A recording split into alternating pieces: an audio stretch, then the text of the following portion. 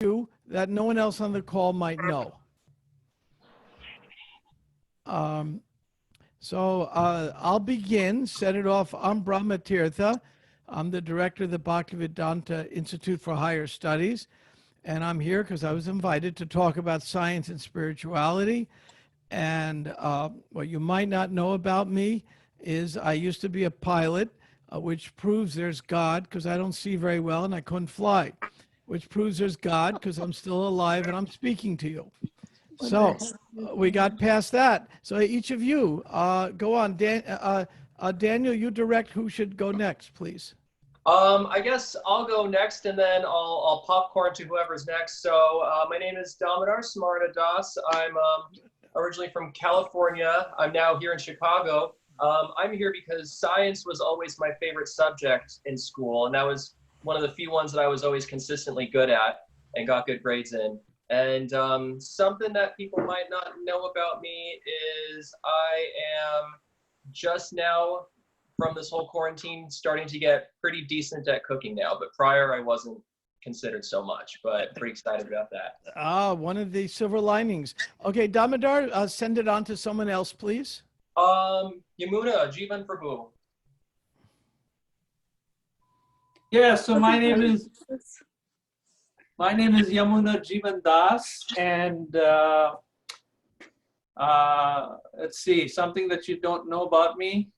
I actually grew up in Nigeria. Probably you don't know that, in Africa, and that makes sense. Lived in Europe for some time, but I'm Indian of ethnicity. You grew up in Nigeria. That means you're not one of these people that calls up and says you got to send money.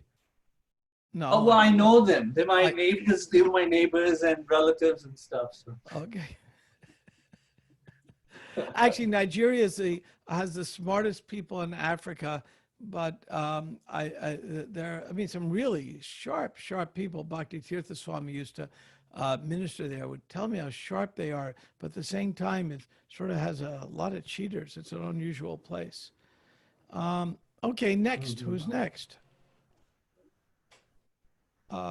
Damodar? We can probably only go with the first 10, so we'll have time for it. You're on mute, Damodar. You're still on mute. You're still on mute, Damodar. I usually say my most profound comments when I'm on mute, but go for it. I said something very profound. You guys totally missed it. For sure. You guys will always have to wonder what it was. Pracarananda Prabhu, would you like to go next?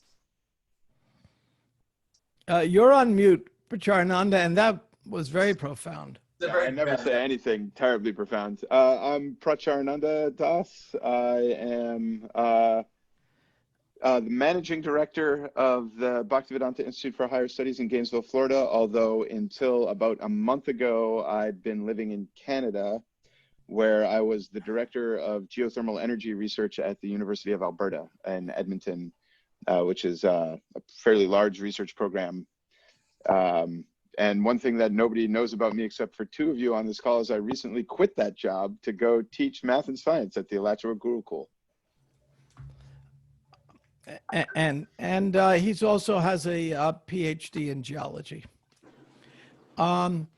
Okay, Damodar, who's next? We'll do a few more as we're waiting for more to come. I see Navina Nirada Prabhu on the call. Would you like to go next? A dear friend of mine. Hare Krishna. Well, I'm happy to be here with all of you by invitation. So anyway, my dad was a science teacher. My uncle was a science teacher. I dropped out of 9th grade and joined the Sankirtan Army. And I've been doing almost 40 years of full contact, as they call it. And now I still went back to playing ice hockey. That's something that you might not have known. And then retired from combat. So now here in a cabin in Carmel Valley in California, trying to get into writing. So yeah, excited to hear some of your insights. Wait a second. Hare Krishna. All right, thank you. Okay. I see. Should we do one more, or are you ready to get started? More people are joining, so let's do a few more before we begin. It's just, we can go on in a few more minutes. Let's do another several.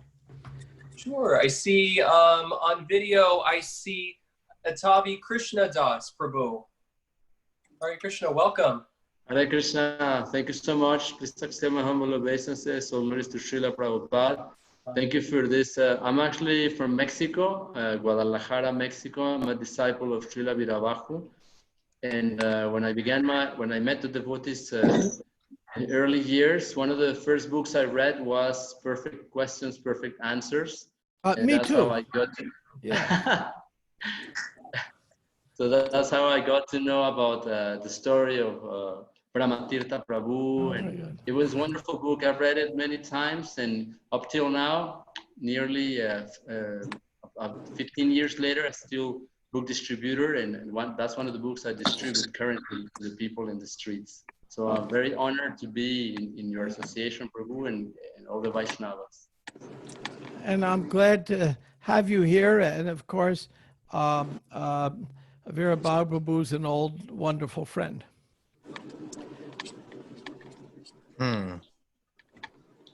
All right, let's see who we have next. I see more people joining on the call. Welcome, welcome, welcome, everybody.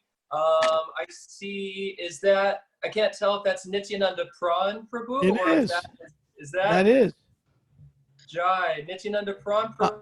And the three things, people say your name, why you're here, and something about you that other people on the call probably don't know. So I'm Nityananda Pran Das. I have Hemangi also here. I live and serve in Chicago. Brahmatirtha Prabhu and I have worked together on the worst topics that we never want to touch again. He's right on that. Yeah. Now, besides that, I have great respect for Brahmatirtha Prabhu.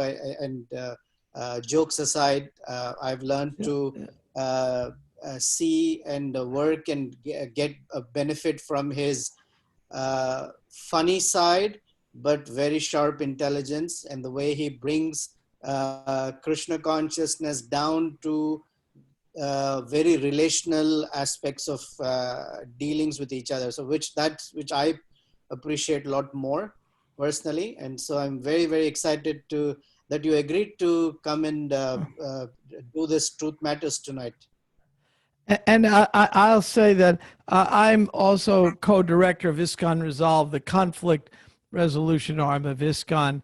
And when some rough issues have come up, that I had to work with Nityananda Pran, not a conflict with him, but other conflicts. And he and I have worked together several times, and he's a special gentleman in my mind. So you're very fortunate to have him in Chicago. Okay, let me see, we have 19 on. Let's do, Damodar, let's do 2 more introductions. I see Sparsh Gautam. Hare Krishna, good to see you. Hare Krishna. It's gotten long. Would you like to say something, say your name, what brought you here tonight, and something that we might not know about you already? Sure, yeah, of course. Hare Krishna, my name is Sparsh Gautam. I came to this talk, well, I'm very new to the monthly series, so I was very curious and the topic kind of got me interested, the science and spirituality. So that, it seemed very interesting. Something that many people don't know about me is I live in Botswana, so another member. Yeah. Another one. Yeah. Together with Yamuna Prabhu. What time is it in Botswana right now? Well, right now, currently I'm in Chicago. Oh, okay. Yeah, like I spent most of nearly all my childhood and my high school years in Botswana, yeah. Boy, Botswana is a beautiful, beautiful place. Have you ever been? I've seen pictures and many pictures. Yeah, and I mean, very much known for its natural scenic beauty. Yeah. Yeah. Okay. Hey, Damodar Smaran, Hemangi wanted to say Hari Bol to Brahmatirtha Prabhu. I'm Hare sorry, say Krishna. it again. Prabhu. Hare Hari Krishna. Bol. This is Hemangi Dasi from Oh, Chicago. yes. Prabhu, I don't know if you remember, but in 2002, yourself, myself, Yogeshwar Prabhu, and Rajavihari Prabhu, we all were part of the first conflict resolution training. Oh, now I'm putting two and two together. I saw your name, but I didn't put two. Yes, in Tawako, New Jersey. Yes, Towako, New Jersey with Oh. Kalini Mataji, Rajalila Prabhu. Yeah. It was a very memorable weekend with Mother Krishna Leela. And it is so nice to again see you after all these years. Well, And also all the yeah. behind the scenes things. Oh. So thank you very much. Oh, this is fascinating. What a nice connection. Okay, and we have one more, Damodar. Yes, I see on here Acharya Nishta Prabhu. Hare Krishna, welcome. Hare Krishna.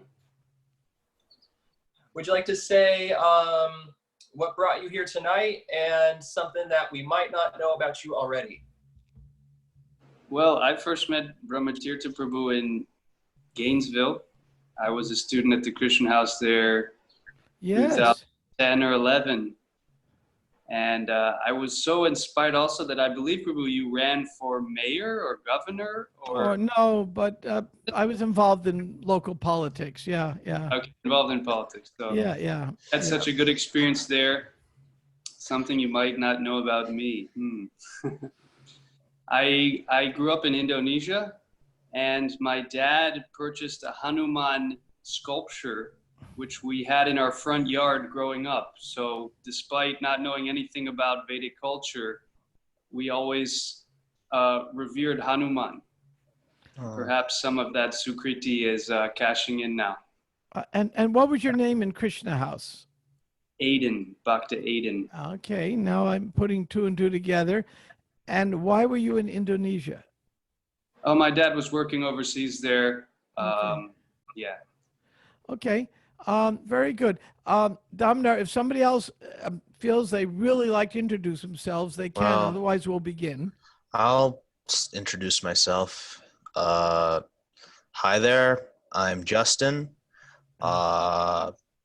I came to this mini seminar, namely because I would like to have, I've been trying to figure out if there's any spiritual truth in the world, and I would like to look at it through a bottom-up approach rather than a top-down approach. I did go to the temple in Chicago a few times and did some kirtan there, and I have read some of Prabhupada's works. And one thing that I don't really have anything else to say, but yeah, it's nice to meet you all. We're happy you're here, Justin. Nice to meet you. Yeah, thanks for coming. Thanks for coming. Now, just a few order of business. We ask everyone who's not speaking to generally keep muted. And then I ask everyone who doesn't mind to turn on their video. Now, for some people, it may not be practical, but when Pracarananda and I are speaking, we'll be giving this jointly. It's always nice to see who we're talking to. Again, I realize for some people, it might not be practical, but if it is, please turn on your video and let me see who you are. We have 20 on, and finally, the last order of business, there'll be questions. When you have questions, you can type it into the chat. I think you're all familiar with Zoom, but if you don't know, on the bottom, just click chat and it will come up on the right side of your screen. Or you can click, if you click the participants, you'll see who's on there. And at the bottom of the list of participants, it says raise your hand. And you can raise your hand and we'll call on you. Or you can just unmute and make a lot of grunting noises, and then we'll know you want to say something. Yes, exactly, like that. And because we like when we present, we like it to be as interactive as is practical. So Yeah, that was actually an official grunt, BT. I just want to add to what please. Brahmatirtha Prabhu just said, that BT and I do these kind of joint presentations, not all the time, but we've done a few of them together regularly. So usually what we do is he'll speak for about 10 minutes. I'll speak for about 10 minutes. And the idea is not for you guys to listen to us lecture, but for our brief introductions to promote a discussion. So please feel free to raise your hand or ask questions in the chat, and we'll try not to bore you too long with lectures, and we'll try to open it up to a discussion that benefits everybody. Yeah, I mean, we want to talk about what interests you, not what I'm thinking about today. Science and spirituality. Well, the first question that comes in, do they go together? There's some who will say that science and spirituality are quite incompatible.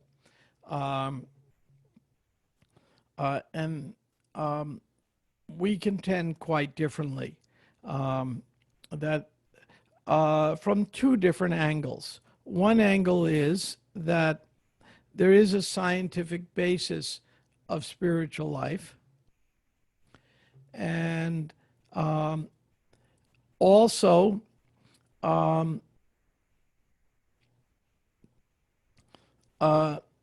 spiritual life, spirituality gives a lot of insights into science. Now, some may find that a little bit surprising, but it does happen. Spiritual life can give amazing insights into what's going on in the world.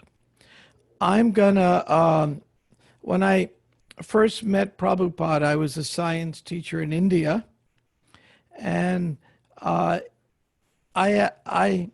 was of the mindset that science alone will give me intimate knowledge of who I am and the basis of consciousness. And quickly he dissuaded me from that. That science does give great insights, and it's necessary, but not sufficient. And so what else, how does science and spirituality interact in a way that's real, that's not contradictory, and that's helpful? So that's some of what we'll be talking about tonight. With that, I'm going to turn over to Pracarananda and let Pracarananda, why don't you continue? That was the quickest 10 minutes I've ever heard you speak. I'm going to share my screen with you guys. I want to briefly go through some PowerPoint slides I've made a number of years ago. I don't want to do the whole PowerPoint presentation, but there are a couple slides that I want to take you guys through that sort of illustrates some of the points that Brahmatirtha Prabhu just made. So if you'll just give me a moment, I'm going to share my screen. Boom, there. Did that work? That worked. All right, I'm putting this. All right, never mind the intro slide here. When I used to teach, well, I still do from time to time, teach introduction to geology classes, classes that are commonly known in big universities as rocks for jocks. And so this is typically a large lecture hall class. There might be 200 or 300 people in the class. And the first question that I would always ask the students when they came in on the first day was, how many of you are taking this class because you don't want to take chemistry? And everybody raises their hand.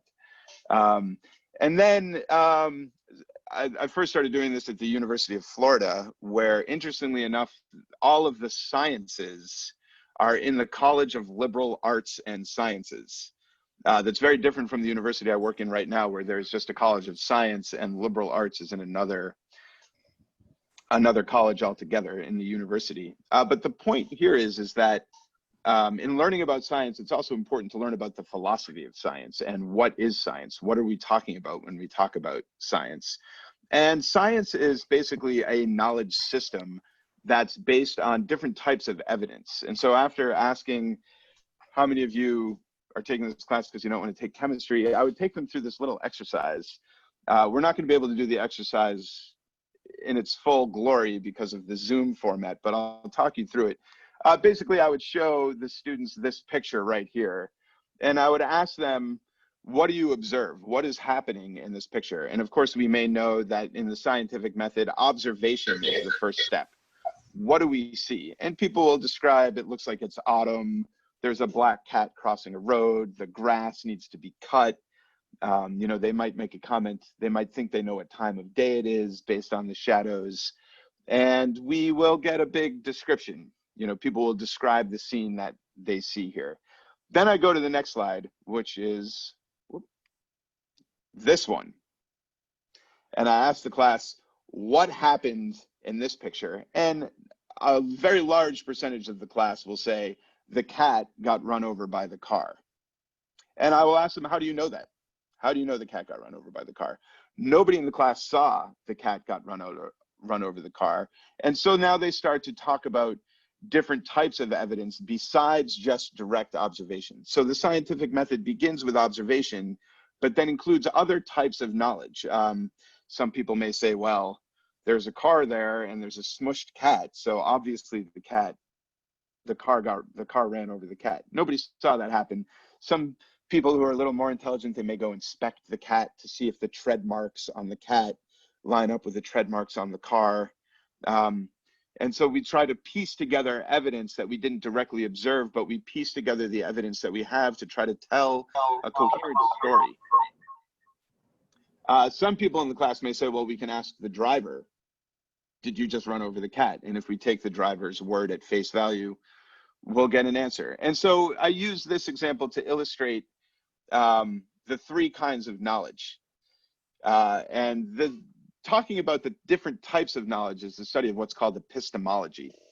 And in Sanskrit, we have three different types of knowledge. So I have the Sanskrit and the English translations here. Evidence in Sanskrit is called pramana. And there are three types of pramanas. One is pratyaksha. Pratyaksha is what we can directly observe, and I'll come back to that in a moment. Then there's what's called the anuman, which is logic, reason, and arguments. Somebody inspected the tread marks on the cat, and then they inspected the tread marks on the car, and we see that these line up. And that's anuman. That's using logic, reason, argument, inferential thinking, and so on and so forth. And then some people ask the driver of the car, hey, did you just run over the cat? That's called shabda, hearing from an authority. And I just want to go back to the previous slide here for a moment and talk about sense perception itself, because the scientific method is based on sense perception. And more specifically, it's based on quantification of sense perception. And here I have a graph of a mathematical function. This is the mathematical function 1 over x, y equals 1 over x. And the graph of this mathematical function is what's called an asymptote. An asymptote is a curve of a function that approaches a limit, but no matter how far along either the x-axis here or the y-axis you go, you will never actually touch the axis. And that is our sense perception in terms of understanding the universe. We can use our sense perception, we can improve our sense perception through technology, telescopes, microscopes, mass spectrometers, etc. But we will never be able to understand everything about the universe using only sense perception. There are things in the universe that are infinitely small that we will never be able to see, no matter how much technology we develop. And there are things that are infinitely large that we will never be able to see, either because they're too far away or they're too old. And so science is limited in this extent, in that scientific knowledge is always asymptotic. It always approaches a limit, but never achieves the limit. And so there's a gap always between what we're able to perceive directly and what we actually know. I'm sorry, let me rephrase that. Between what we're able to perceive directly and what is truth or knowledge. And between that gap, every individual at every moment of their lives is making a choice whether to believe or to be skeptical. Skepticism is the platform of modern science. A scientist is skeptical of everything and is always analyzing and is always asking questions and is always trying to disprove what is being presented to them. Science never proves anything. That's the whole purpose of the asymptote here. Science can only disprove things. So the position of the scientist is one of skepticism. The position of a religious person, on the other hand, is they're taking a leap of faith. They're saying, well, I don't know, I can't see this directly, but I'm going to believe it anyway for whatever reasons we have for basing our faith on. And we see in the Bhagavad Gita, faith is described according to different modes of nature. And like Srila Prabhupada said, faith means unflinching trust in something sublime, which means you can't see it, but you believe it anyway. And so this is knowledge, and this is why there's often a perception of a conflict between science and religion. But I want to skip through now the bulk of this presentation for the sake of time. Take us through a little journey through the Grand Canyon, beautiful Grand Canyon in Arizona. Take a trip. Interesting point, the lower levels of the Grand Canyon are named the Vishnu Schist. They're named after Vishnu, which is interesting. But what I want to present here now is that from a purely spiritual perspective, or from the perspective of Krishna consciousness, knowledge actually doesn't have anything to do with our understanding of facts. Knowledge has to do with our own personal qualifications. And so I just want to, in conclusion here, before turning it back over to BT or opening it up to the group, I just want to read these few verses from the Bhagavad Gita. This is Bhagavad Gita 13, 8 through 12, where Krishna tells Arjuna the following: humility, pridelessness, nonviolence, tolerance, simplicity, approaching a bona fide spiritual master, cleanliness, steadiness, can't see because I got the thing here, self-control, renunciation of the objects of sense gratification, absence of false ego, the perception of the maladies of birth, death, old age, and disease, detachment, freedom from entanglement with children, wife, home, and the rest, even-mindedness amid pleasant and unpleasant events, constant and unalloyed devotion to the original divine source, that's Krishna, aspiring to live in a solitary place, detachment from the general mass of people, accepting the importance of self-realization, and the philosophical search for the absolute truth. All these I declare to be knowledge, and besides this, whatever there may be is ignorance. So from a spiritual perspective, we are actually presenting a paradigm of knowledge, which is different from this science-religion dichotomy. The religious people argue against the scientists because, as we've seen, there are very strong limitations to scientific knowledge. And the scientists argue against the religious people because oftentimes religious people have blind faith in something that has no justification. And so there's this perception of a conflict. But what we are presenting when we talk about the science of spirituality or science in spirituality is a different paradigm of knowledge altogether, which relates to one's own personal qualities and the way one relates to the world around them. And so we're trying to elevate this whole discussion out of this back and forth polarity to a higher platform of understanding what is knowledge really. And in pursuing that type of knowledge, we find that both spirituality and science are essential. And on that note, I will stop my yapping and turn it back over to BT to elaborate or moderate a discussion. Thank you very much. Okay. At this point, we'll ask, are there any questions or comments? And then we'll take the discussion maybe in an interesting place. But are there any comments or questions on what you've heard so far? Okay, since everyone raised their hand at once, I have to see where to begin. Question comes up is, Pracarananda brought up, what do we really know?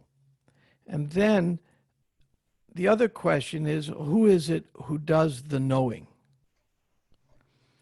Now, I'm sitting here talking to you. How is it that I'm seeing you? Well, some light is coming off of pixels on my screen, and it's going through my eyeglasses and entering my eyeball and igniting the optic nerve. And that light is only firing in the brain the equivalent of a few pixels. But our brain is able to, we're able to average it all out and create an image. So who is the we, who is the us, who's creating the image? Who is actually doing the seeing? Now, if it's just the brain doing the seeing, that creates an interesting circumstance, Because if it's just the brain and nothing else but the brain, then consciousness is simply a product of the brain. Now, if consciousness is the product of the brain, it creates a few dilemmas. First, there are some people born with an odd disease in which they only have a brain stem, yet they still become functional human beings. So they don't even have the right parts of the brain. Putting that aside, if we all have great affections in our lives, maybe our parents, our children, our spouse, whoever, we have affections. Why would somebody just have affections just for a brain? There's this wonderful little cartoon. After Einstein died, his brain was preserved in a bottle. It still is. I mean, he did have this particularly powerful brain. And then there's a picture of a vulture sitting on top of the bottle saying to another vulture, "Boy, I'd like to pick his brain." And that's what we can do with brains. We can pick it and we can look at chemicals and neurons. A year and a half ago, the Bhaktivedanta Institute put on a conference. And the conference was called Science, Consciousness in Science. We had 400 people come to opening night. The mayor of the town set it off. And we had two quite renowned scientists, not devotee scientists, but with intention, speaking. And then we went through 2 days of sessions. And we had about 50 devotee scientists come from all over the world. And then people from the university. A friend of mine at the university who's a physician, he's not at all with the Krishna movement, says the best conference he had ever attended. Because what we did is we took the brain and we challenged it. Who are you really? What do you really know? Now, the two keynote speakers, one of them is the most prominent person in the world of science on consciousness and science. He puts on the largest conference in the world on consciousness and science. Every year, it's about this time of year. Due to COVID, it's been postponed now. And he runs the Center for Conscious Research at the University of Arizona. And he's a very nice fellow. I was fortunate to get someone so prominent to come. For example, his next conference, which is going to be online, of course, due to COVID, coming up September. And just this morning, I was looking at who his speakers are. Well, one of them is a meditation session by Deepak Chopra. And he has the famous David Chalmers often comes. He's the one that said physics, the hard problem of physics is what is consciousness. So he rubs elbows with the best of them. And a good fellow, except his premises are missing something. He feels that consciousness is some quantum physical state that occurs in the microtubulars of neurons. I won't go into that in any detail. Yet all it does is going from neurons down one more level. We still haven't talked about who owns the neurons.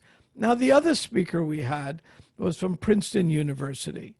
Now, Brenda Dunn is quite fascinating.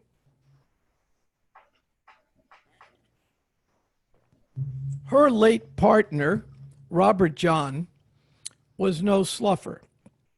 Robert John was the dean of engineering at Princeton University, one of the highest positions we can imagine. He was there for 15 years, and no dean at Princeton, I think, has ever served 15 years. He was that good. The rocket engines that are being used right now to send missions to Mars were his design. And he had a sidelight. And his sidelight might interest all of you. His sidelight was, what is really consciousness? And so what he did is he was wondering how machines and consciousness might interact. So he devised this experiment. And in this experiment, he put rows and rows of nails in the wall and a chute and a frame around it, and he dropped 1,000 balls down the chute. Now, can somebody tell me, you drop the balls down the chute like a pinball machine, and you have these parallel rows of nails. What would the pattern the balls make when they go down the chute and spread out through the nails? What do you call that? Can somebody tell me? Anybody knows a little math or science? Anybody? Ah, come on, somebody knows that. It's a famous curve. The curve looks like this. What do you call a curve that looks like this? Bell curve. A bell curve. Thank you. Good book. Yeah, I know the book too. Controversial book, but quite interesting. So it was a bell curve. And then he would have a couch set up in the room, and he'd invite students in, typically grad students who want to earn $5 or $10. And he'd say, sit in this couch, and all I want you to do is one thing. I'm going to drop these balls down the chute, and I want you to will it so balls will either go left or right, and write down which way you're willing it and seal it in an envelope, and don't let me see it. And then the operator would release a lever, and the balls would drop down the chute, 1,000 balls, and they would spread out in a bell curve. And then they'd count the balls, and they'd open the envelope. And virtually every time, we're talking about repeating this tens of thousands of times, if the student sitting there wanted them to go to the right, you had a few extra balls on the right, statistically significant. Not a lot, enough to be statistically highly significant. Or they'd go to the left. Then they did this with a random number generator. Now this one, they only repeated 800,000 times. And all this is published. And again, this is not some kooks doing some work. This is Princeton University, Dean of Engineering. And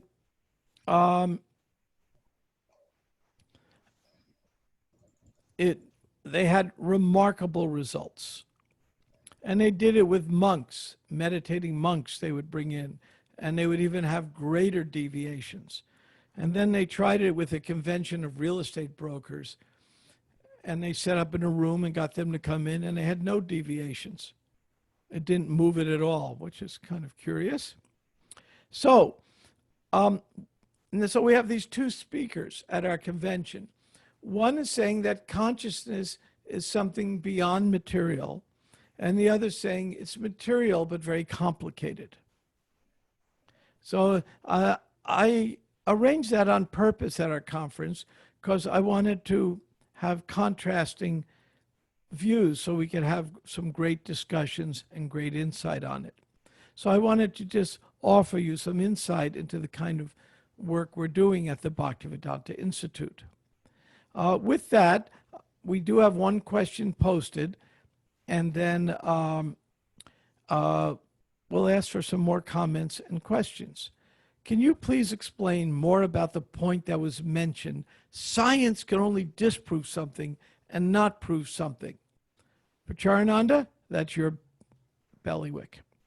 Yeah, thank you. I can.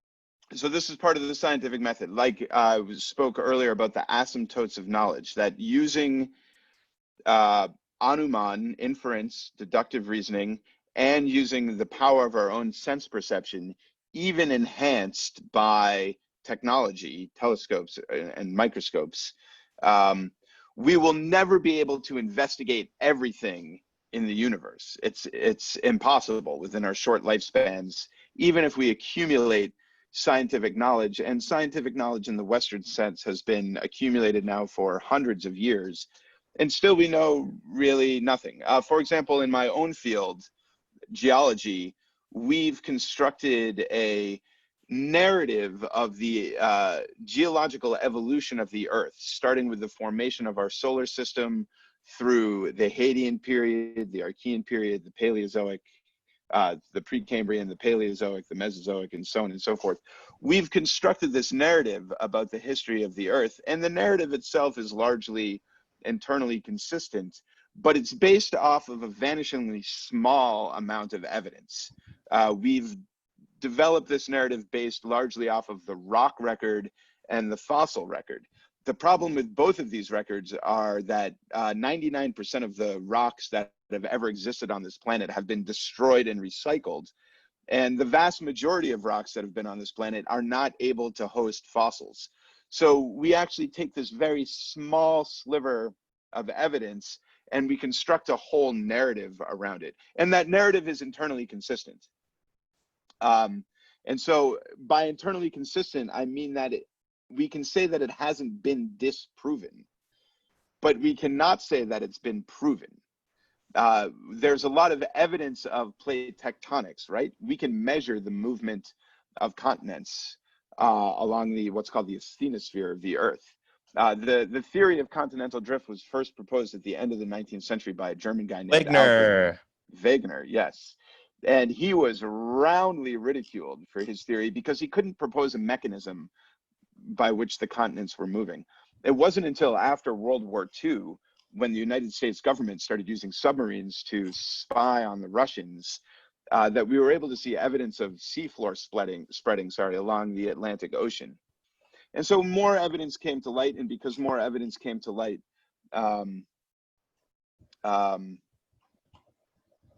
we constructed this theory. But we cannot say the theory has been proven because we are not able to analyze all of the evidence, and we will never be able to analyze all of the evidence. So therefore, a fundamental principle of science is that scientific truths can never be proven. They can only be disproven. And this was a point that was made by a very famous philosopher of science named Karl Popper. And so that's just a fundamental point of the scientific method. Does that answer your question? Who asked the question? Yes, thank you. Yeah. Yeah, appreciate thank you. Yeah, thank you for the question. We have another question for BT. BT, can you share the details of the pair experiments, the papers? You're on mute, BT. Well, I just shared it, but it was under mute, so too late now. Okay, I will, what I'm going to do is post the web link for the publisher. And I'm pulling that up now. And it's right on top of my mind because publisher and I were corresponding just today for our next project together. Okay, if you go here, the papers and books are all available.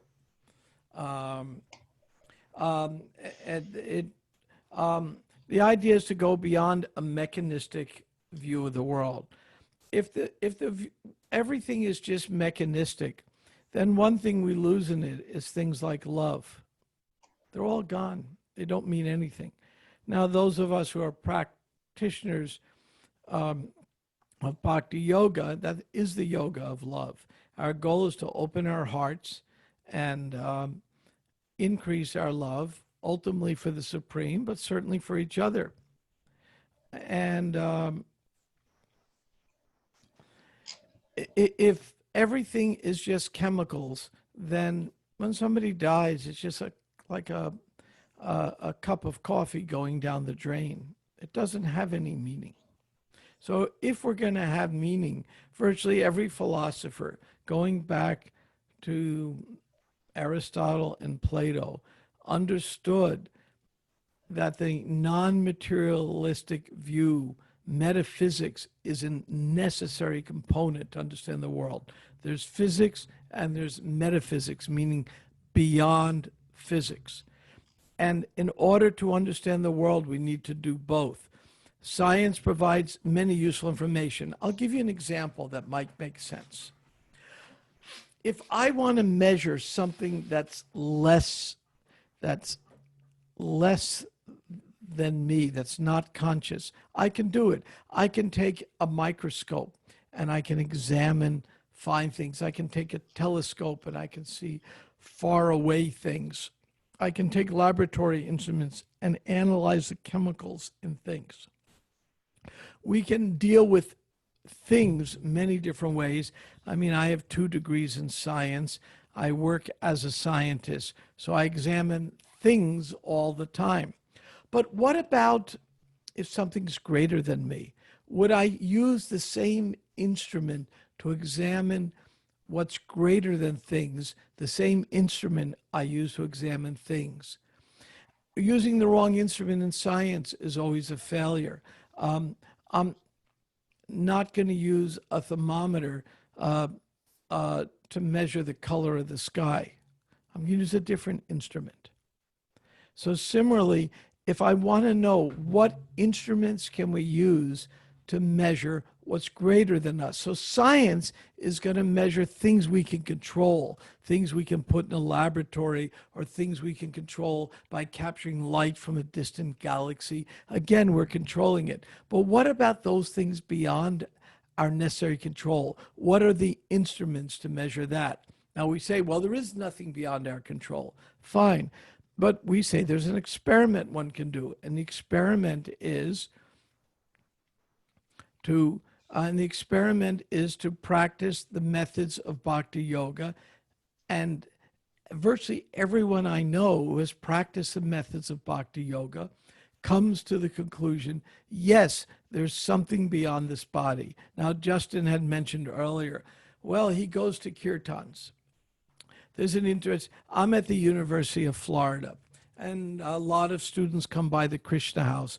We serve out, pre-COVID times, 1,000 plates of vegetarian Krishna lunch 5 days a week, all year round. So one of the most popular programs on campus. The president recently, the university named where we serve out Krishna Lunch Lane. They even put a plaque for Prabhupada on the campus. It's quite a program.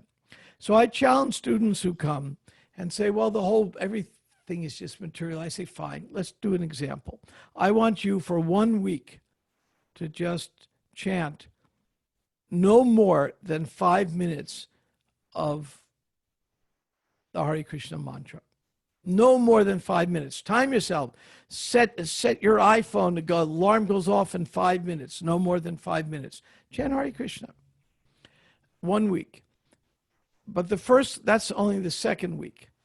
The first week, I want you to chant Go Gators. That's the name of the football team, the Gators.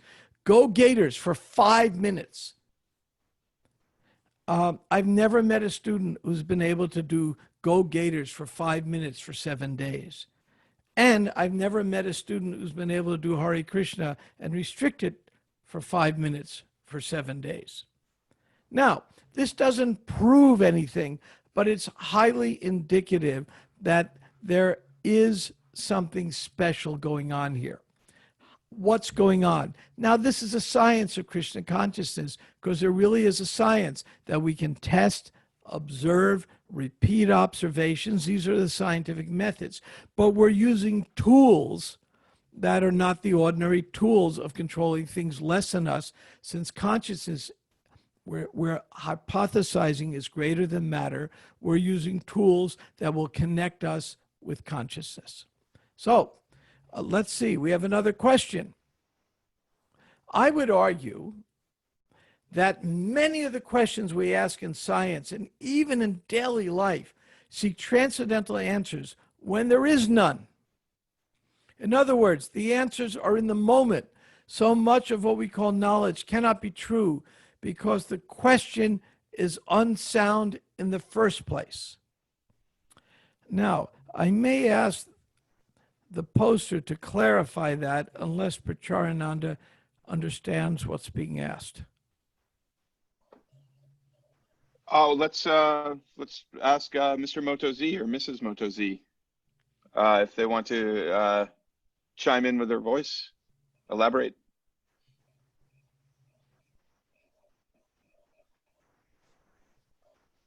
No? Okay, they don't have well, to. then I will say a couple of things. I think this gets back to the point that I was making, is that we are trying to define a different paradigm of knowledge. You know, even in the points that Brahmatirtha Prabhu was making about the two secular scholars that came to speak about consciousness, they're still fundamentally dealing with consciousness as a material feature of the world. It's ontologically matter, although one of them is dealing with it from a more subtle platform and the other one was dealing with it more from a biochemistry platform. We're saying that, yeah, you're right, we're not asking the right questions. There's a famous, well, I don't know how famous it is, but I read a room conversation with Srila Prabhupada once when he was in India.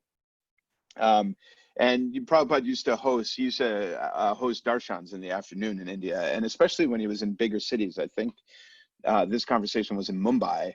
He had all of these rich business people in the room, and, you know, Prabhupada's jamming, riffing with these people. They're asking questions. He's answering the questions. And one of these wealthy Indian businessmen asked Srila Prabhupada, Swamiji, what is the goal of life? And I think to maybe us in the West, or to people who are familiar with the language of Krishna consciousness or have been around devotees, that seems like kind of a cliched question. But actually, this is a very intelligent question. What is the goal of life? Because it implies that there is a goal to life. And we know from, for example, the Vedanta Sutras, the very first Vedanta Sutra is Atato Brahma Jigyasa. And the word atato means therefore in Sanskrit. So it's kind of weird that you would start a book with the word therefore. It implies that something preceded the book that you're reading. And so what is the Atato Brahma Jigyasa? What does the Atato refer to? It means that now that you've attained the human form of life, that's the therefore. Therefore, having attained the human form of life, Brahma Jigyasa, it is important to inquire after what is Brahman. Brahman in Sanskrit refers to that which is beyond the material world, that which is ontologically, fundamentally non-material. And this gets back to your question, and this also, I think, hits directly at the point that Brahmatirtha Prabhu is making, that there's science in Krishna consciousness, and a lot of times when we address the topic of science and Krishna consciousness, we want to talk about cosmology and how the Puranic cosmology is different than the modern cosmology, or is evolution real? And we want to try to reconcile the philosophical teachings of our scriptures with the modern scientific paradigms. But what is actually meant by the science of spirituality is that in this search for what is Brahman, in this Brahma Jigyasa, in this asking, what is transcendence, we are actually presenting a scientific process. Our scientific process starts with a hypothesis. The hypothesis is that we are not these material bodies. This material body is something different than me, and I'm in this body riding around like it's a machine. That's a hypothesis. And in the scientific method, our hypotheses are based on observations, and we can all observe this to a certain extent. I'm right now in a 43-year-old body. I used to be in a 33-year-old body. Before then, I was in a 23-year-old body. The body is changing all the time. I'm still the same person.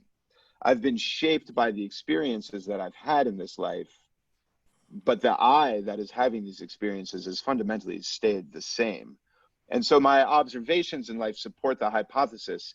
And then what happens in science is that people design an experiment by which they can validate their hypothesis. And we have an experiment also. That experiment is called Bhakti Yoga. And it begins with what's called Shraddha. Shraddha is just it's often translated as faith, but it's more of just like an idea, like, this is actually a good idea. Maybe these Hare Krishnas are onto something. This is Shraddha. Maybe this is all right. At least they have good food. Let me go eat some food. And then the experiment unfolds. From Shraddha, we think, well, let's go to the temple. Let's go to the Sunday feast. Let's sing in kirtan. And this is called sadhu sangha. This is the second step in the experiment. And a sadhu sangha, of course, is the association of devotees. And in the association of devotees, what do we learn? We learn two things. We learn bhajan and we learn kriya. Bhajan is how to worship Krishna. Kriya is how to work for Krishna. And so we learn these two things in the association of devotees. And by executing the process of bhajana kriya, gradually we experience what's called anartha nivritti. Anartha nivritti is the removal of unwanted things from our heart. And when the unwanted things are removed from our heart, then we can perceive reality as it is. Right now, our consciousness is clouded over by material desires, lust, greed, anger, envy, madness, illusion, so on and so forth. When we are able to remove these things from our heart, we are able to perceive the absolute truth directly. Like Krishna says in the Bhagavad Gita, pratyakshavargamam dharmyam. This truth is directly perceived. So we are not actually asking people to believe in our religion. We are asking people to execute the scientific experiment of bhakti yoga and come to your own conclusions. And we also see in science, what we know today in science is based off of a long history of people doing experiments. And then when I want to add to the scientific literature, I need to make sure all of the people that came before me in my field are given their due credit.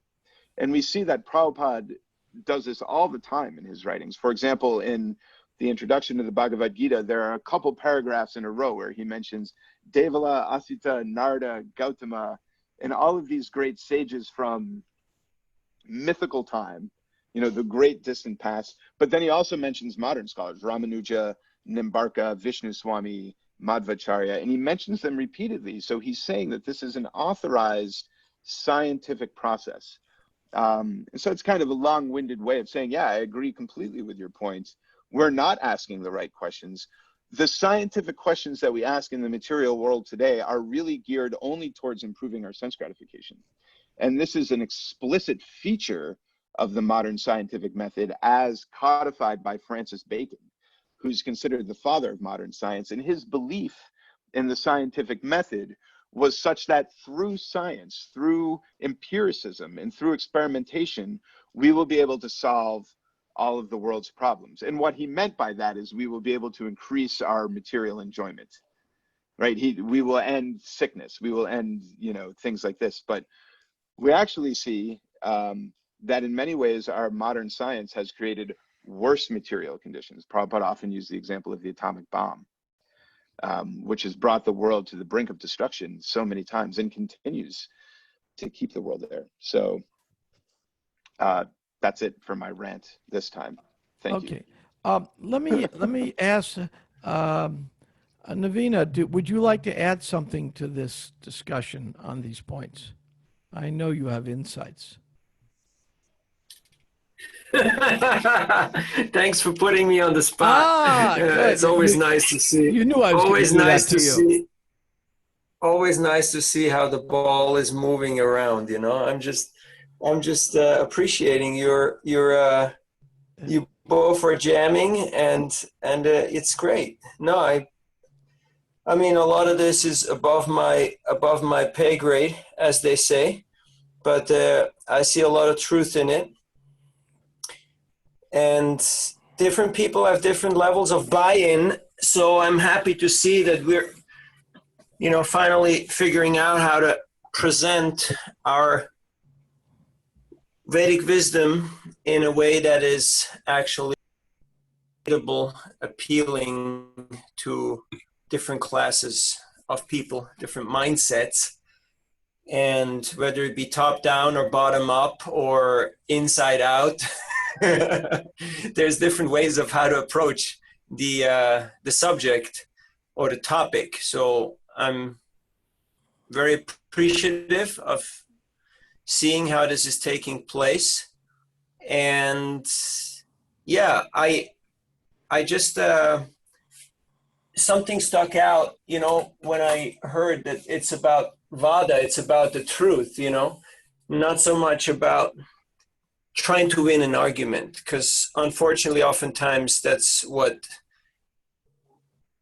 happens too often, that people just argue about stuff and at the end they forget what they actually were arguing about, because everyone just wanted to be right. So to look more on the perspective of what is actual truth, and truth may mean different things for different people. Doesn't mean that truth is relative, but there are relative truths, and then there's the absolute truth, and they have relationships between each other. So, and to make people understand that point, that maybe they only see one side of the truth, like kind of like the people with the elephant, you know, they were all right, but they didn't get the full picture of what was going on. And unfortunately, that's oftentimes what we argue about. So yeah, I like your playing good cop and bad cop, or I don't know how you want to divide the roles. You know, the wise elder and the And the young and whippersnap. Middle-aged yeah, exactly. whippersnapper. Thank you for giving. Yeah.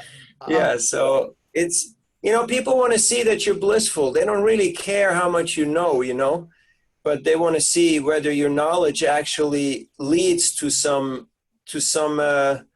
ananda, you know. Unless there's a little bit of ananda there, a little bit of blissfulness, it's all for naught. You know, it's a total waste of time. So yeah, thanks for being blissful and for pushing forward the mission, even though some of this stuff is as dry as a bone or as a rock.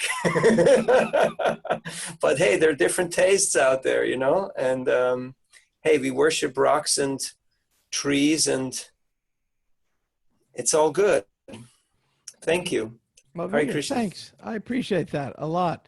One question came in. Have the scientists ever created a single-celled organism? If not, why is a theory of evolution so popular? Well, that's an interesting question.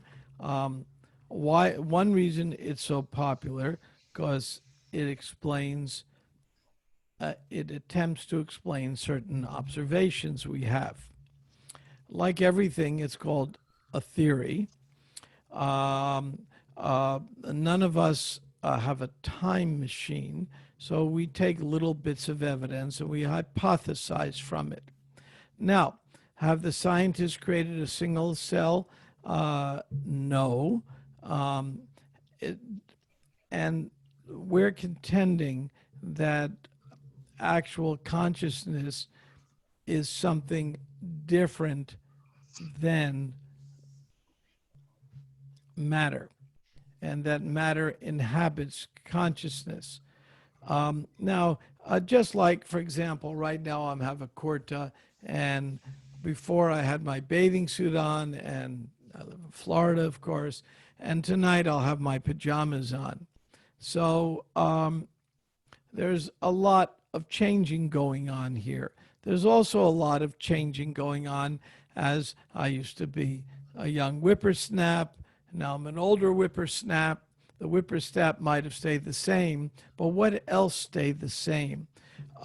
Why is it that I'm concerned about dying, for example? Everyone's concerned about dying. So why would we be concerned about it if we're just chemicals? It's just intuitive that we're more than that. Now, if we're more than that, just hypothetically, just like we'll accept evolution hypothetically, let's accept hypothetically, just for the moment, that I might be more than matter. How can I know that? If I was, what would I do to examine it? Well, I might put some balls down a chute and see if I can impact that. There's a lot of things we can do. But if we don't at least hypothetically say that, then we'll never understand anymore. So we're saying that's what science is about. If we're talking about science of evolution, we can talk about science of consciousness. Then we can propose hypothesis. Now, somebody asks a question, is the novel coronavirus man-made? Well,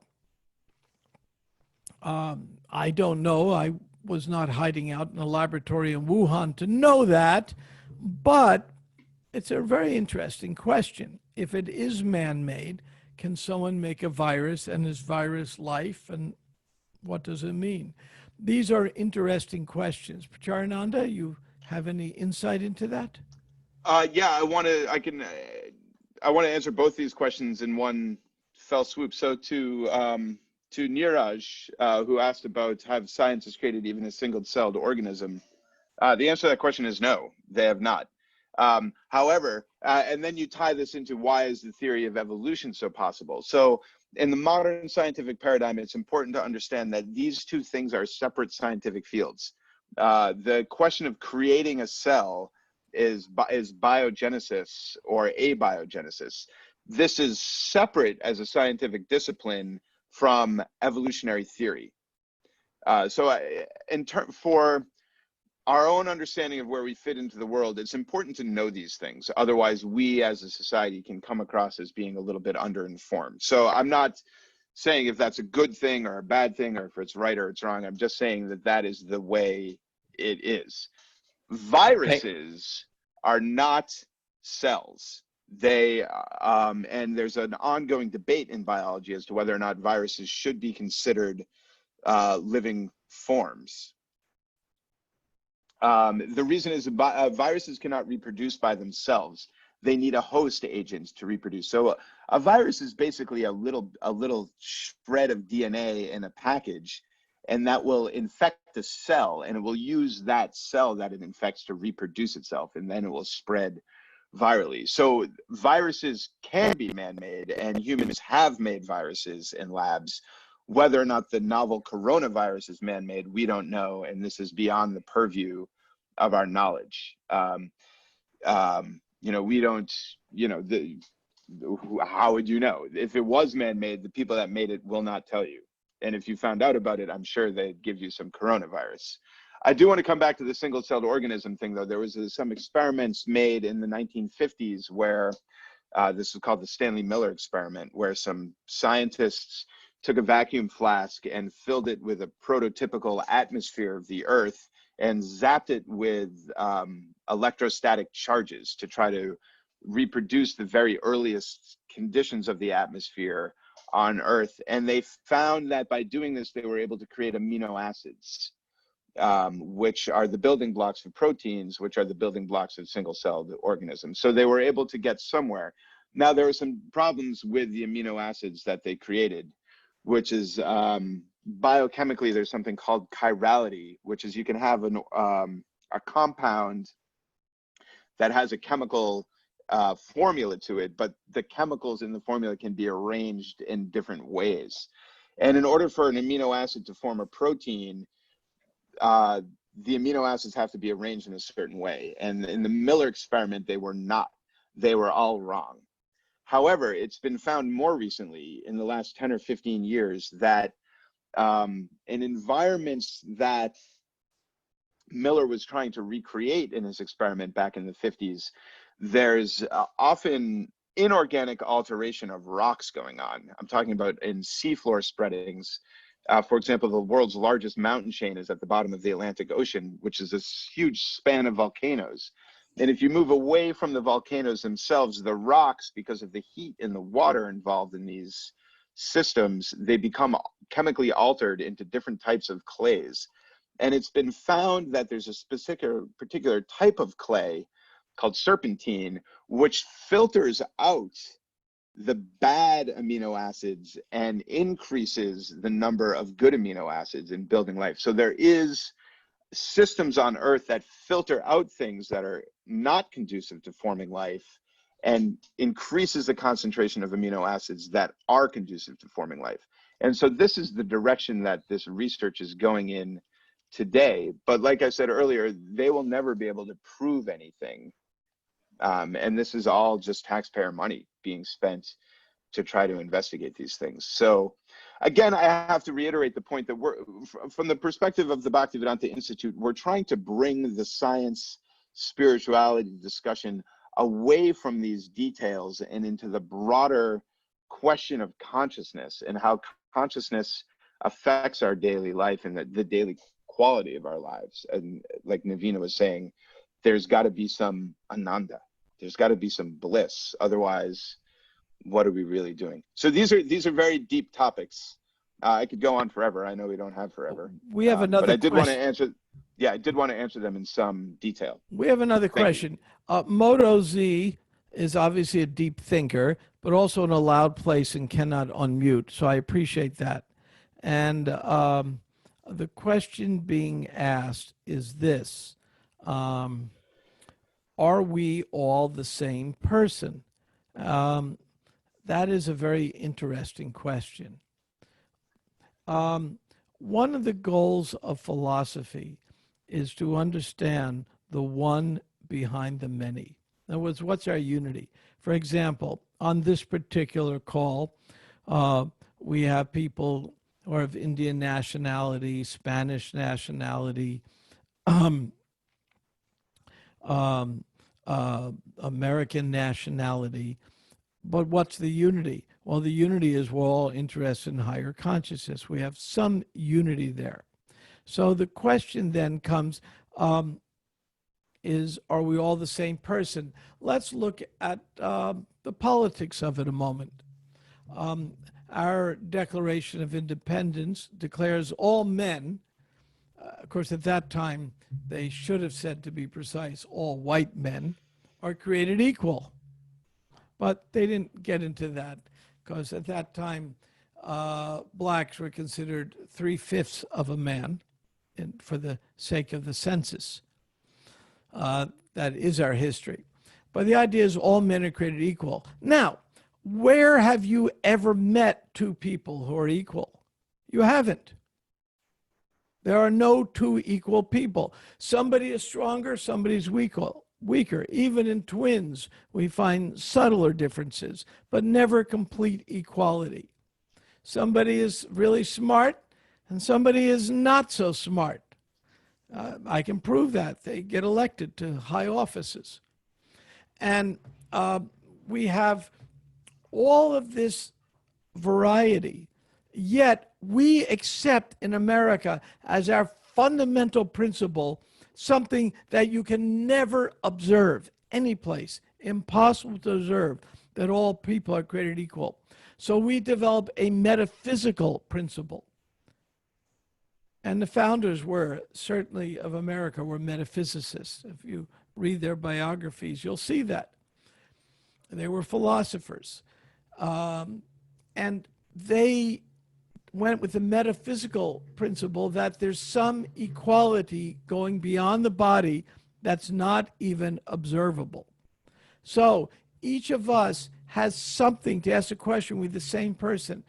There's an aspect of us that is the same, and there's an aspect of us that's different. Now, what's different is the external body. But the metaphysicists who founded America said there's something that's the same. Then the question comes in, are we all the same person?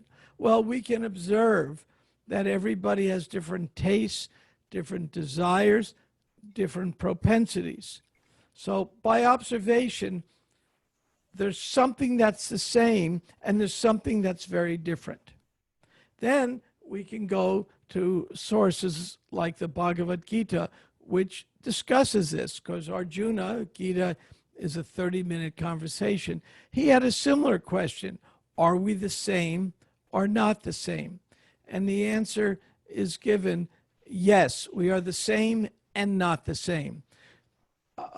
We have the same essence in each of us, but we're all particular individuals. At least that's the conclusion of the Gita, and that's the conclusion I find by observation. Now, next question. I know of some people who have actually felt sad chanting Maha Mantra for weeks instead of happy. How can this be explained? That's actually discussed in some advanced literatures by Rupa Goswami. That topic is discussed. When we engage in any process of self-realization, we're peeling away layers.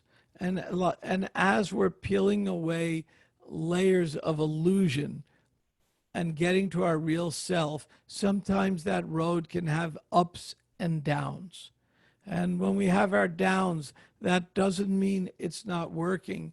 It means we're feeling some melancholy as we lose some of our ahankara is a Sanskrit word, our false ego, our false identification of who we really are.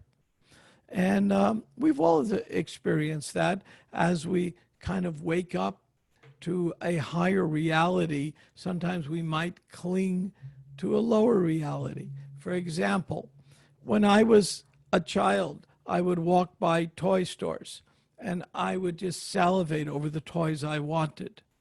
I mean, if I walked by a toy store, I just had to go in there. You know, I'd yank at my parents to go in there because I wanted something. Now, if I walk by a toy store now, I have no interest at all.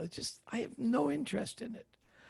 Now, there was a period of time when I was growing up, maybe when I lamented that I no longer wanted toys. So I wasn't quite, there's that in-between period. So similarly, when we chant Hare Krishna, we may get an in-between period as we're growing up and giving our childish ways, getting to a more mature way.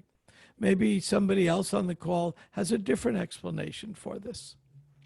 Anybody want to add anything to that?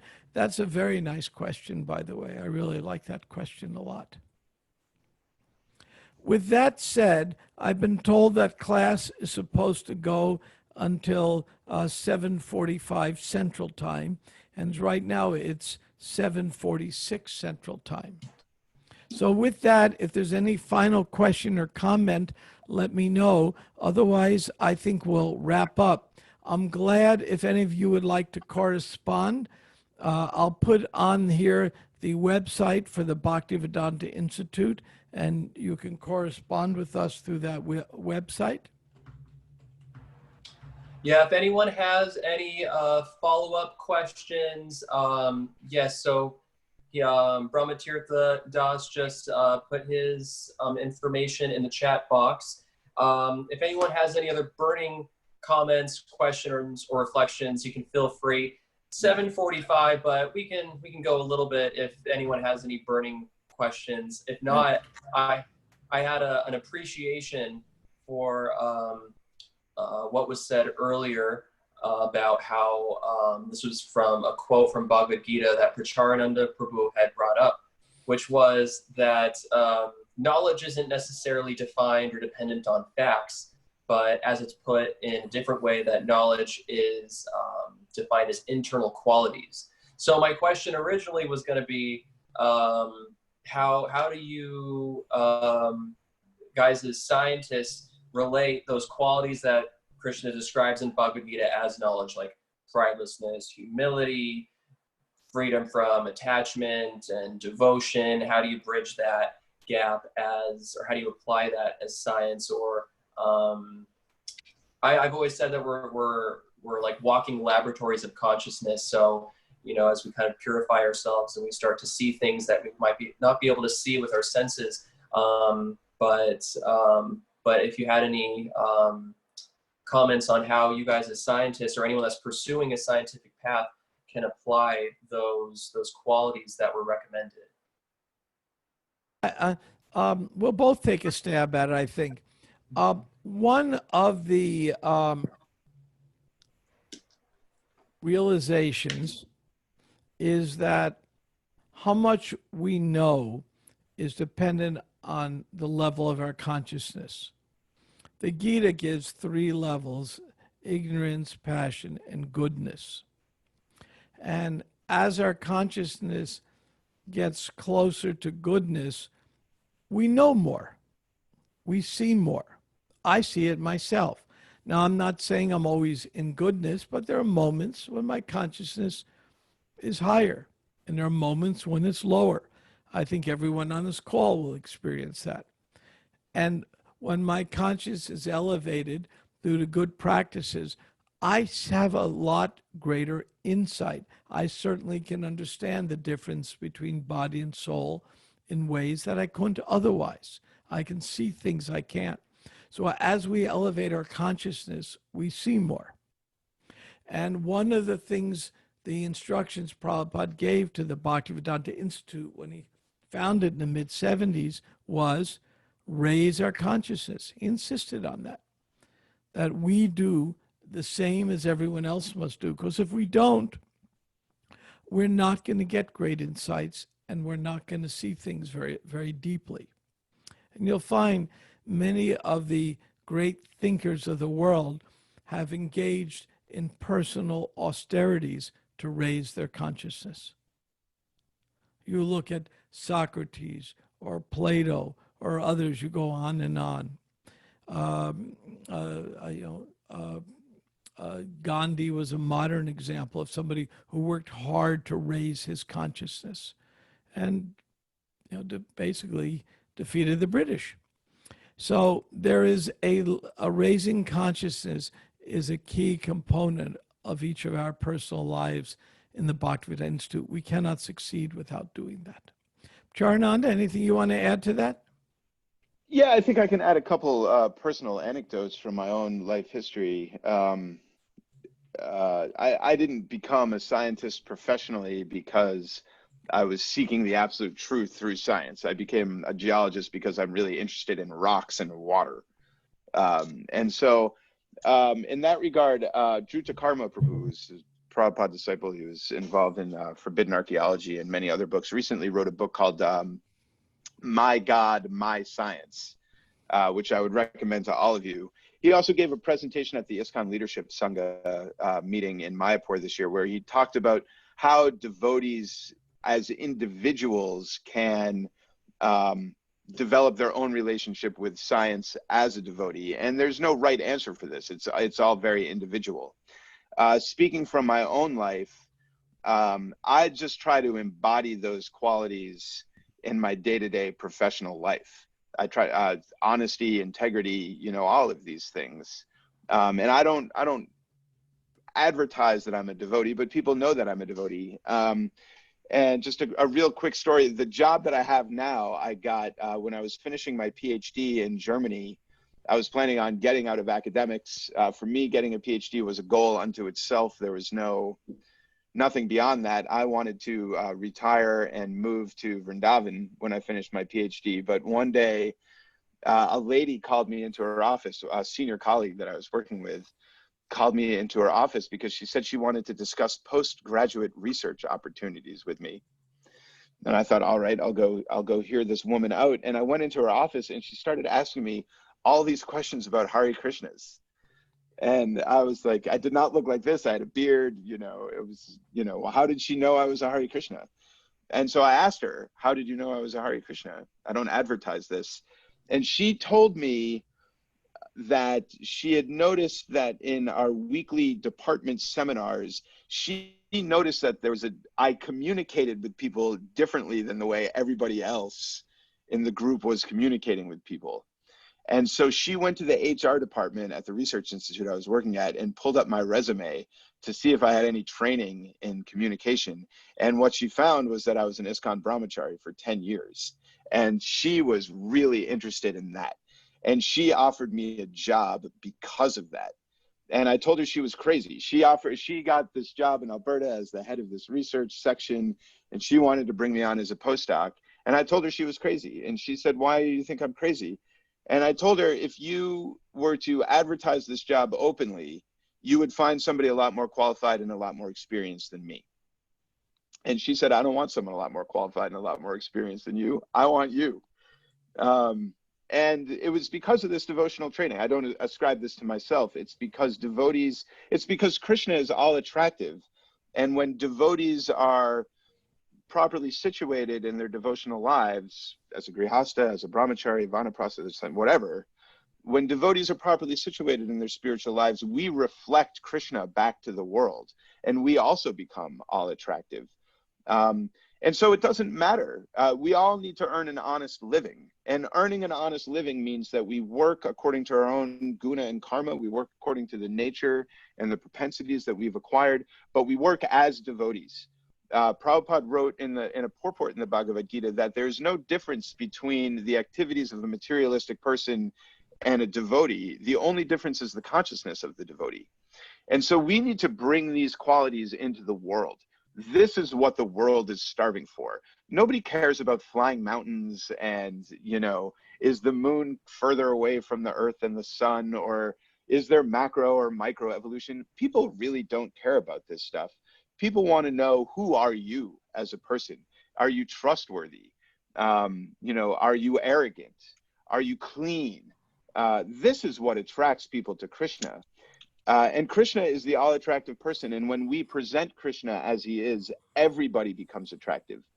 And so I'm personally inspired to try to bring Krishna into the world by trying to manifest my own microscopic versions of Krishna's qualities in all of my interactions with people. And I see that people become interested in Krishna automatically. People want to know, you know, why is that guy different from other people? What is it about him or her that sets them apart? And that opens the door to tell people about Krishna. And I find that in my professional life, I'm actually able to preach quite openly to people because I've established trust. You know, they know I'm not there to convert them to a religion. They're becoming interested in me as a person because of my personal relationships with them. And we forget this in Krishna consciousness. Bhakti yoga is about relationships. And it's not only our relationship with Krishna, it's our relationship with every jiva, not just the human jivas. That may be a little tangential, but I want to address this last question here. Freedom from entanglement, children, wife, home, and the rest. This is from the entanglement with them, not from them itself. So husbands and wives, I mean, actually, Bhaktivinoda Thakur said in Kali Yuga, the safest place for a Vaishnav is as a grihasta. But it's important to know that the trappings of our griha, our wife, our husband, our kids, our cars, our artwork, you know, our furniture, this is not ours. That's the entanglement. The entanglement is thinking that this stuff belongs to me. This stuff does not belong to me.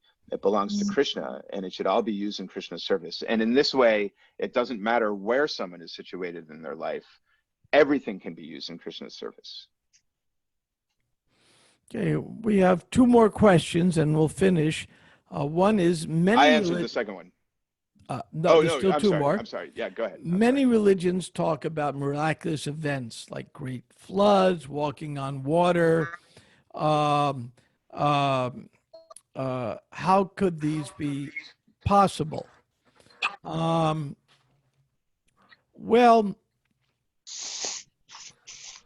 that's a nice question. How can they be possible? What do you say, Pracarananda? You want to take a try at that one? I have some thoughts, but what do you say? Yeah, Prabhupada said impossible is a word in a fool's dictionary. Just because science can't explain it doesn't mean it's not real. You know, there's so many things beyond the purview of science that we don't know. So great floods we see are real. I mean, there have been times in the Earth's history quite clearly where the entire planet was covered with water. There's also been times in the Earth's history where the entire planet was covered with ice, frozen water. So that's not a miracle. Walking on water, these are described as yogic cities. There's a yogic city called Lagima city where a yogi is able to make himself lighter than air. And so these are not miracles, actually. These are just the results of yogic austerities. We describe them as miracles in the modern world because people don't know anything about yogic perfections. We observe there are sciences that are lost. For example, there is no explanation for certain ancient, even the pyramids, the cement in the pyramids. Nobody's been able to duplicate how that happened. There are giant structures on top of mountains in the Andes. No one knows how it got there. If I would take my cell phone and I would go and take it, sometimes there's still primitive tribes in the jungle that anthropologists come across who have never seen modern society. So I walk there with my cell phone and I show them pictures, and all to them it's a miracle. When my son was growing up, we didn't have a television. We thought there were better things for him to do. So when he was about 4 years old, the boss where I worked invited my family over to his house, and my son went there and he saw a TV and he was trying to touch the people in it. And he said, what is this? He had no idea. To him, it was a miracle. The boss first said to me, Randy says, what's going on? I said, oh, he's never seen a television. And first he was shocked, and then he was awed. He said, that's wonderful. My kids are glued to it all day. So he thought it was wonderful. But to my son at that time, that was quite miraculous. To me, I can understand it, but I really don't understand it. I don't think anyone on here can sit down and explain to me in detail how a television works, how all the transistors and it all fits together, and how it all works. Maybe there's an electrical engineer who can give something, but at some point he's going to say, I just don't get that. That part I don't know. So there's a lot of things we don't know. So just because in 2020 we know certain things and certain things we don't know, we call the things we don't know miracles. But there are, in Radhanath Swami's book, he describes seeing these yogis in the mountains, and I believe him. He saw them doing things that we can't do. But when I asked Prabhupada about this, he says, well, it's just ignorance. We just don't understand it. All these things have a process. And it's not, and some of the processes we don't know, and we shouldn't be so proud that we understand every process there is. Let me see. When Krishna is all supreme conscious being, what is the need to create other living entities when he's self-sufficient and self-satisfied? Well, that is an advanced theological question. That may take more time to get into than we would have today. But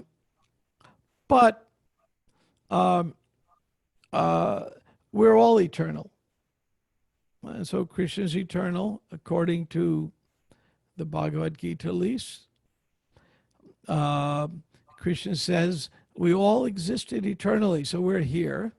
And Krishna likes company. So if Krishna likes company, I like company. Why shouldn't Krishna like company?